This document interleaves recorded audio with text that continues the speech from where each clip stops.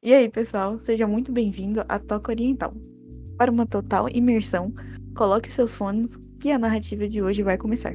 Nessa história, temos uma prévia, onde a protagonista feminina já se inicia em uma situação um tanto quanto desfavorável, pois ela acaba tendo que pedir a seu suposto parente para que ele não fique apostando os bens da família, já que sempre estava perdendo. Só que esse mesmo indivíduo a esbofeteia, deixando a situação tensa entre eles, tendo a necessidade do amigo do seu agressor intervir para que não faça isso. Bom, era o que parecia, mas esse mesmo cara também lhe acerta um tapa na cara, a humilhando, e ameaçou que não era para ela dizer para ninguém sobre o ocorrido, e reforçou que ela não passava de uma mera escrava e que era só essa a função dela na família. Com raiva, nossa protagonista chora enquanto os vilões riem dela.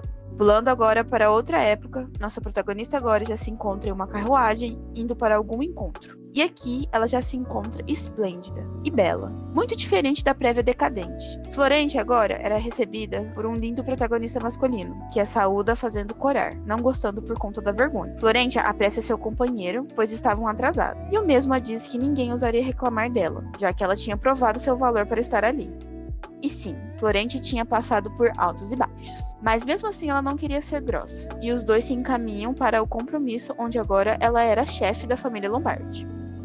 Florente se encontrava no meio da multidão e aparentava grande irritação pelo que estava sendo noticiado, já que sua família estava sendo acusada de traição. No meio de sua raiva, ela se recorda de ter alertado seus parentes para que não confiassem no primeiro príncipe. A família Lombardi tinha um significado de prosperidade eterna, onde até mesmo o primeiro governante do império fora coroado pelas mãos de um Lombardi, o que tornava a família Lombardi e a família imperial relacionadas. Assim, os Lombards detinham grande influência por suas conquistas e grande riqueza, e eles se expandiam cada vez mais nos negócios, deixando assim a família imperial insegura, que optou por emitir uma ordem que basicamente limitava as atividades das famílias. Desse jeito, sendo isso pouco tempo depois que Hulac Lombardi herdou sua posição. Hulac construiu um sistema de educação sem distinção. Assim, desde os nobres e plebeus poderiam estudar em sua academia, o que os fez ter muitos talentos em posições chaves pelo Império, e todos eram frutos da bondade dos Lombards. Por fim, o Império viria a recolher tributos, mas claramente havia algo de errado. Florente esmurra a parente indignada com o fato de seus parentes ter a incrível capacidade de falir a família em apenas 2 anos, e o fato de ela ter pertencido a essa família a irrita mais ainda. Só que nem sempre foi isso anteriormente. Em sua vida passada, ela era apenas uma garota que faleceu em um acidente de trânsito na República da Coreia do Sul. Assim que ela despertou como um bebê recém-nascido, ficou extremamente feliz, pois estava crente que havia nascido em um berço de ouro. Mas lógico que era bom demais para ser verdade, e ela não tinha muito o que fazer. Enfim, mais uma desilusão.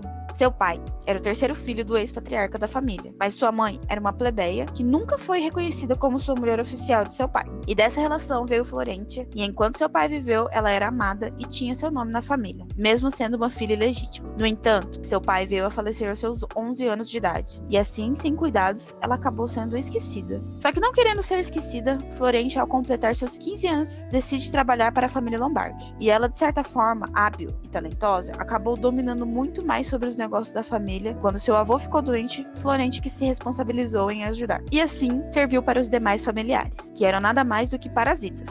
Mas infelizmente ela só tinha aquilo para fazer, pois tinha suas obrigações e foi uma época bem difícil para ela. Doente, seu avô se lamenta de remorso, pois se soubesse que Florente era tão capaz, seria ela a matriarca da família. Mas Florente logo trata de se negar, pois ela não passava de uma meia Lombardi. E sendo assim, como poderia liderar se sua mãe foi uma plebeia? O que incomoda seu avô no leito já debilitado. Ele nega que Florente seja isso que ela diz, mas que ela sim na verdade é uma Lombardi, e a mais digna de todos para herdar a posição de matriarca, e acaba lamentando também que deveria de ter cuidado dela melhor na infância.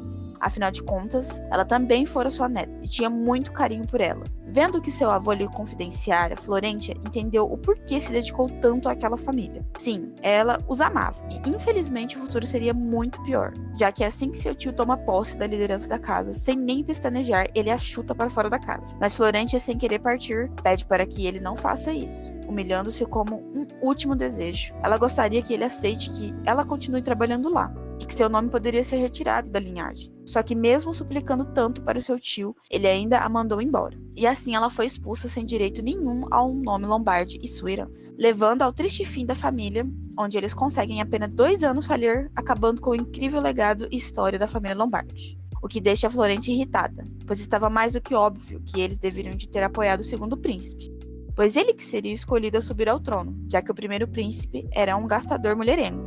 Mas o segundo príncipe era filho de uma empregada, e assim ele foi desprezado por eles. O segundo príncipe se destacava em todas as suas participações na academia, e tinha grandes habilidades em política. O círculo antes era dominado pela imperatriz. Os nobres, por si só, foram se cativando por ele, já que era incrivelmente talentoso. E no fim, quando o imperador faleceu, ele foi o nomeado.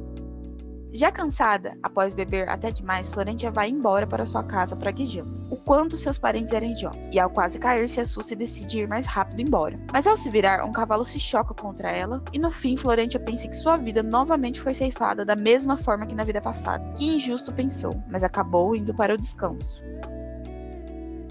Florentia acorda lentamente, só para ver à sua frente seu pai, o que a choca, já que ela achava que havia morrido, novamente pelo acidente e sem entender o que está acontecendo, pois olhando ao seu redor, ela se encontra na biblioteca, em uma cadeira diferente. Mas seu pai interrompe seus pensamentos perguntando a ela se está tudo bem, e Florentia já não consegue segurar sua emoção, e se questiona se tem como memórias ser tão vívidas desse jeito, e como tudo estava além da sua compreensão, ela só conseguiu pensar em uma coisa, na qual deveria sair daquele local, para pensar e analisar a situação melhor. E assim pede para seu pai permissão para se retirar ao seu quarto. Seu pai prontamente a libera para ir e pergunta a ela se precisa que ele vá também, mas Florentia se recusa e já partindo tranquiliza dizendo que já estará de volta. Seu pai a pede para não correr, pois ela pode se machucar, mas Florentia, muito enérgica pela situação, sai rapidamente. Só que não antes de notar que as mudanças que ela um dia fizera como adulta ainda não havia sido feita na biblioteca, e foi ao longo do percurso constatando coisas que somente ela saberia até chegar ao seu quarto. Chegando lá, ela se vê no espelho, trazendo uma grande revelação. Ela era uma criança, e assim notou o quão frágil e fraca estava. Florentia, preocupada com sua idade, começa a procurar por uma cicatriz em seu corpo, que havia tido no seu 9º aniversário. Mas ao ver seu corpo, não havia nenhuma cicatriz, e assim entendeu que era mais nova que seus 8 anos de idade. E por fim, ela confirmou que além de reencarnar novamente, ela também voltou ao passado. Se voltando para olhar lá fora, ela nota que até mesmo as árvores que foram cortadas com a posse da casa pelo seu tio ainda estavam intactas. Elas continham um significado valoroso, pois foi dada para a família Lombardi pelo imperador, já que a família havia conseguido méritos para tal floreio. Mas mesmo assim, elas foram cortadas, e Florentia só conseguia pensar em como seu tio e primo eram todos. Ela lamenta o tanto que seu pai era talentoso e tinha potencial, mas havia falecido muito cedo e não teve a oportunidade de conseguir algo. Mas no meio de sua reflexão, Florentia recorda que seu pai havia falecido somente por conta de uma doença, que não tinha cura na época, mas ela sabia que fora desenvolvida a cura anos após. E assim ela pensa que pode salvar seu pai, e aos prantos ela começa a ter esperanças de sentir que não precisaria perdê-lo. Ela poderia salvar ele e Florentia podia soar meio doida, mas com todo o conhecimento que havia adquirido no passado, ela certamente se sentia confiante que iria conseguir salvar seu pai. E aí, gostou da narrativa de hoje? Se sim, deixe seu like. Se não, diga nos comentários o que te desagradou. E se inscreva no canal para não perder as próximas atualizações. Tchau!